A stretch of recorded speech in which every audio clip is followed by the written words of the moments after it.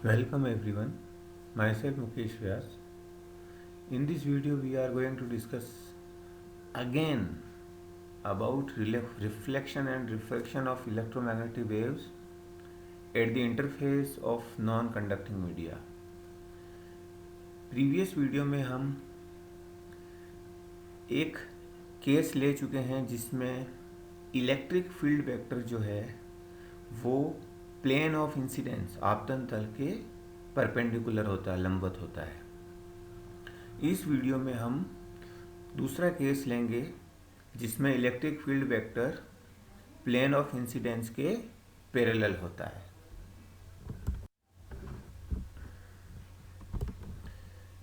Case second, when E vector is parallel to the plane of incidence. तो इस diagram से हम दे सकते हैं, ये तो फर्स्ट मीडियम है और ये सेकंड मीडियम है। फर्स्ट मीडियम में इंसिडेंट वेव और रिफ्लेक्टेड वेव है और सेकंड मीडियम में रिफ्रैक्टेड वेव है। अब इसमें ई वेक्टर जो है ये आपतन तल है, ये जो कागज का जो तल है प्लेन ऑफ द पेपर या plane of the screen, E vector भी उसी प्लेन में है तो पैरेलल है। तो एच वेक्टर जो होगा वो परपेंडिकुलर होगा, यानी ये जो स्क्रीन है इसके परपेंडिकुलर डायरेक्शन में होगा। तो यहाँ से वेव इंसिडेंट हो रही है, इसका कुछ भाग रिफ्लेक्ट हो रहा है और रिमेनिंग भाग रिफ्रैक्ट हो रहा है। Angle of incidence theta I है, angle of reflection theta are dash है जो किसके बराबर होगा, थीटा आई के बराबर होगा, और angle of refraction theta R है। वेव जिस डायरेक्शन में जा रही है उसकी ओर वेव प्रोपेगेशन वेक्टर k1 है, रिफ्लेक्टेड वेव के लिए k1 डैश है और रिफ्रैक्टेड वेव के लिए k2 है। फर्स्ट मीडियम के जो करेक्टरिस्टिक्स है μ1 ε1 है, सेकंड मीडियम के μ2 ε2 है। फर्स्ट मीडियम का जो अपवर्तनांक है रिफ्रैक्टिव इंडेक्स n1 है और सेकंड मीडियम का n2 है। तो इंसिडेंट वेव के लिए E1 ये हो जाएगा और H1 और E1 में ये रिलेशन होता ही है।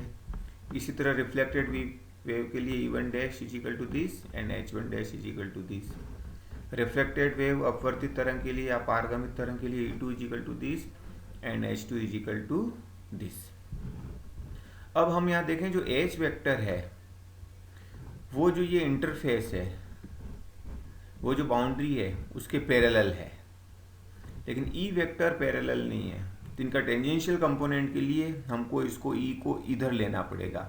तो ई की डायरेक्शन ये हो जाएगी, तो जब इसको इधर लेंगे तो ये E1 कोस थीटा आई हो जाएगा। इस तरह इसको इधर लेंगे E1 dash cos theta are dash हो जाएगा, और इसको लेंगे तो E2 कोस थीटा आर। जो इस डायरेक्शन में नेगेटिव एक्स उसको नेगेटिव लेंगे और जो पॉजिटिव एक्स है उसको पॉजिटिव लेंगे। H1 इज इक्वल टू ये था, K1 का मान रख दिया K1 N1 कैप, फिर K1 का मान ω1 V1 होता है, V1 का मान ये रख दिया, ये मान दोनों रख दिए तो ω1 से ω1 कैंसिल हो गया। फिर इसको सॉल्व कर लिया तो ये √ε1 μ1 हो गया। अब दोनों तरफ मैग्नीट्यूड ले लें तो ये H01 इज इक्वल टू ये और इसका मैग्नीट्यूड E01। इसी तरह H01 डैश का मान हो जाएगा और H02 का मान हो जाएगा। Since magnetic field vectors are parallel to the boundary surface, जो बाउंड्री सरफेस है जो इंटरफेस है अंतरापृष्ठ, उसमें चुंबकीय क्षेत्र सदिश समांतर है, तो बाउंड्री कंडीशन लगाएं, सीमा बंधन लगाएं, सीमांत प्रतिबंध लगाएं। The continuity of the tangential component of magnetic field vectors H at the interface requires that, यानी अंतरापृष्ठ पर चुंबकीय क्षेत्र सदिश H का स्पर्श रेखी घटक अनवरत होता है। तो H01 plus H01 dash first medium में हो जाएगा और ये सेकंड मीडियम के कंपोनेंट के बराबर हो जाएगा। Similarly, the continuity of tangential component of electric field vector E at the interface, तो उसका टेंजेंशियल कंपोनेंट हमको लेना पड़ेगा क्योंकि वो पैरेलल नहीं है। तो E1t इंसिडेंट वेव का, E1t डैश रिफ्लेक्टेड वेव और E2t रिफ्लेक्टेड वेव। अभी मैंने बताया था उसका कंपोनेंट लेंगे तो ये माइनस एक्स की ओर है, ऋणात्मक एक्स अक्ष के अनुदिश है, इसलिए माइनस E01 कोस थीटा आई। ये धनात्मक एक्स अक्ष के अनुदिश है अलोंग पॉजिटिव एक्स डायरेक्शन, तो E01 dash cos theta are dash, और ये वापस नेगेटिव एक्स एक्सिस के अलोंग है तो minus E02 cos theta r. इसको रीअरेंज किया, ये आ गई। अब जो इससे पहले वाली इक्वेशन थी एच की, उसमें H01 H01 डैश H02 के मान रख दें तो ये इक्वेशन आ जाएगी। अब दोनों इक्वेशन ई की हो गई, पहले E02 को एलिमिनेट करेंगे और फिर E01 डैश को एलिमिनेट करेंगे। तो eliminating E02 from equation 13 and 14 we get, eliminate कर दिया इसको, फिर रीअरेंज किया E01 dash upon E01 parallel is equal to ये, क्योंकि इसमें E वेक्टर पैरेलल है प्लेन ऑफ इंसिडेंस के, इसलिए पैरेलल साइन लगाया है, तो ये इक्वेशन आ गई। Here the symbol parallel denotes that in the case under consideration, electric field is parallel to the plane of incidence. Equation 15 gives the ratio of amplitudes of electric field vectors in reflected and incident waves. यानी ये equation क्या बताती है कि परावर्तित और आपतित तरंगों के में जो इलेक्ट्रिक फील्ड वेक्टर्स है, विद्युत क्षेत्र सदिश, उनके आयामों का अनुपात, that is relative electric field amplitudes of reflected wave with respect to incident wave. Similarly, eliminating E01 dash from equation 13 and 14, E01 dash को eliminate करें तो ये आ जाएगा, फिर इसको रीअरेंज करेंगे तो E02 अपॉन E01 पैरेलल का मान ये हो जाएगा। This equation gives relative amplitudes of refracted wave with respect to that of incident wave. यानी जो अपवर्तित तरंगे और आपतित तरंग, उनके जो इलेक्ट्रिक फील्ड वेक्टर्स है उनके आयामों का अनुपात है। इन इक्वेशंस को दोनों को 15 और 16 को फ्रेजनल्स इक्वेशंस कहते हैं, फ्रेनेल की समीकरण कहते हैं। Now let us find the form of this equations in the particular case of non conducting medium. अचालक माध्यम है दोनों शुरू से, लेकिन उसमें एक विशेष स्थिति ले लें कि दोनों नॉन मैग्नेटिक मटेरियल है, अचुंबकीय पदार्थ है, चुंबकत्व नहीं है उसके अंदर, मैग्नेटिज्म नहीं है, तो μ1 equal to μ2 is equal to μ0। तो फर्स्ट मीडियम का जो रिफ्रैक्टिव इंडेक्स होगा अपवर्तनांक n1 इज इक्वल टू ये relative permeability of first medium और रिलेटिव परमिटिविटी, आपेक्षिक चुंबकीय पारगम्यता, आपेक्षिक विद्युतशीलता, तो ये मान पहले हम ज्ञात कर चुके हैं। इसका मान μ1 अपॉन μ0 और इसका मान एप्सिलॉन अपॉन एप्सिलॉन नॉट ये आ जाएगा। इसी तरह सेकंड मीडियम का रिफ्रैक्टिव इंडेक्स आ जाएगा under epsilon 2 upon epsilon not, n2 upon n1 कर दें तो ये आ जाएगा अंडर एप्सिलॉन 2 अपॉन एप्सिलॉन 1। अब इसका उपयोग उन दोनों इक्वेशंस में करेंगे 15 और 16। In this case equation 15 becomes μ1 और μ2 की जगह μ0 कर देंगे। अब इसमें अंडर एप्सिलॉन 1 कॉमन ले लेंगे ऊपर और नीचे, फिर अंडर एप्सिलॉन 2 अपॉन एप्सिलॉन 1 की जगह हम रख देंगे n2 upon n1।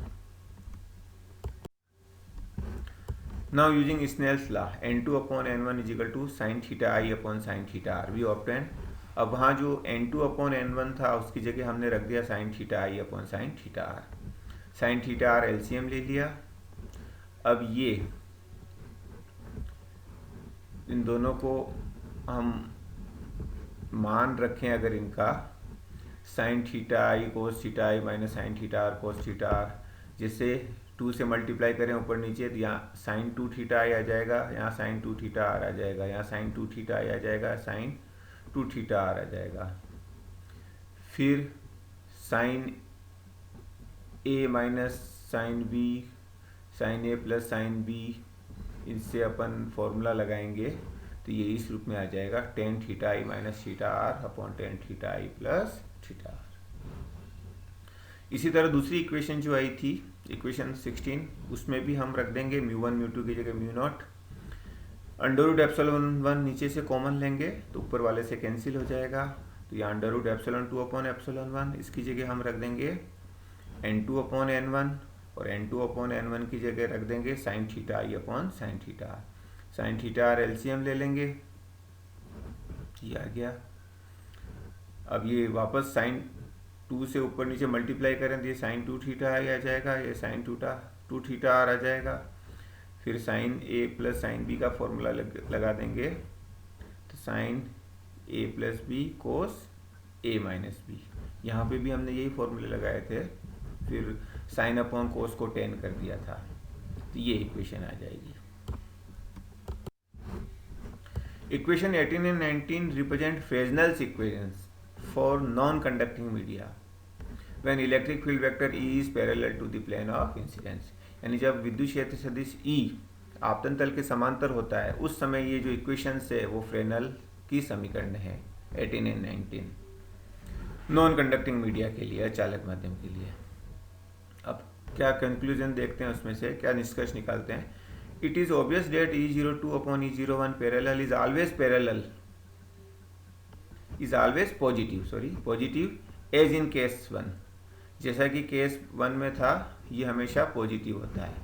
Hence the refracted and incident beams are always in the same phase at the interface। यानी जो रिफ्रैक्टेड बीम है और जो इंसिडेंट बीम है वो अंतरा पृष्ठ पर समान कला में होती है सदैव, क्योंकि ये हमेशा धनात्मक आता है। When theta i plus theta r is equal to 90 degree, उस इक्वेशन में हम देखते हैं कि नीचे tan theta i plus theta r आ रहा है। ये अगर 90 डिग्री है तो the denominator of equation 18b is infinite, so that the reflection coefficient is 0। 1090 जो होता है वो इनफाइनाइट होता है, तो नीचे इनफाइनाइट है तो ऊपर जाके वो क्या हो जाएगा, 0 हो जाएगा। तो जिससे रिफ्लेक्शन कोफिशिएंट परावर्तन गुणांक 0 होगा, क्योंकि कोई परावर्तन का आयाम प्राप्त नहीं होगा, एम्पलीट्यूड ऑफ रिफ्लेक्टेड वेव प्राप्त नहीं होगा, परावर्तित तरंग का आयाम प्राप्त नहीं होगा, तो रिफ्लेक्शन कोफिशिएंट 0 होगा। This angle of incidence theta i, theta r उधर लेके चले गए, यानी इस एंगल पर अगर वेव इंसिडेंट करेंगे तो कोई हमें रिफ्लेक्टेड वेव प्राप्त नहीं होगी। तो इस एंगल को कहेंगे ब्रूस्टर एंगल और पोलराइजिंग एंगल, ध्रुवण कोण। और इसको किससे लिखते हैं, थीटा पी या थीटा बी से भी लिख सकते हैं, बी यानी ब्रूस्टर एंगल, ब्रूस्टर कोण। Thus, if an unpolarized radiation consisting of a mixture of both types of radiation fall on the interface at this angle, यानी इस एंगल पर अंतरा पृष्ठ पर एक विकिरण गिरती है जो कि अध्रुवित है, अनपोलराइज्ड है, जिसमें मिक्सचर है दोनों तरह की रेडिएशन का। यानी ई वेक्टर आपतन तल के समांतर भी है और E vector plane of incidence के परपेंडिकुलर भी है। तो क्या होगा इस स्थिति में, only the radiation with its electric vector at right angle to the plane of incidence, यानी जो केवल आपतन तल के लंबवत है वो रिफ्लेक्ट होगी, will be reflected, and the reflected radiation will be polarised. क्योंकि जो पैरेलल वाला भाग प्राप्त होगा ही नहीं रिफ्लेक्टेड वेव में, केवल परपेंडिकुलर वाला भाग होगा, यानी वो पोलराइज्ड बन जाएगी, ध्रुवित प्रकाश बन जाएगा।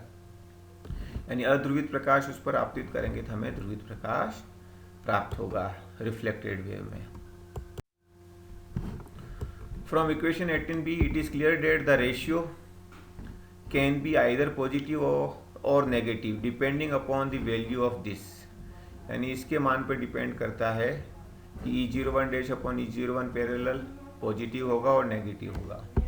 This is positive only if either theta i greater than theta r and theta i plus theta r less than, ये एक केस ये, या theta i less than theta r and theta i plus theta r greater than π/2।